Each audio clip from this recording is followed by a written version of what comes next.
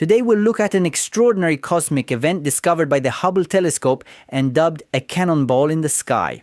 Hubble's gaze focused on a cosmic cannonball traveling through the darkest corners of the universe at a speed that defies our imagination.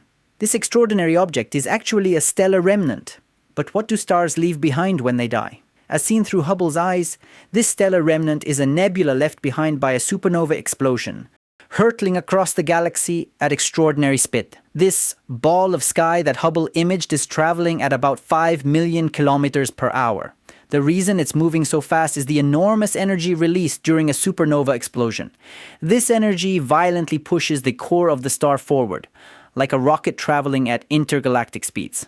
Scientists also call this phenomenon cosmic shock waves, because the waves generated during the explosion propel this cosmic debris to incredible speeds. Another fascinating fact is where this cosmic projectile is headed. According to data from the Hubble telescope, this stellar remnant is speeding through space, heading out of our galaxy. Considering the expanding nature of the universe, it's safe to say that this stellar remnant will never hit a fixed place and is on an endless journey. Such discoveries by the Hubble telescope not only help us understand the structure of the universe, but also show that it is dynamic, ever-changing, and full of unique stories.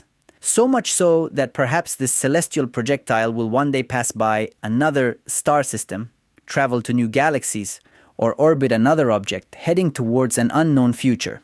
This stellar remnant floating in the vastness of the universe reminds us once again how powerful and variable life, death, and universal energy are.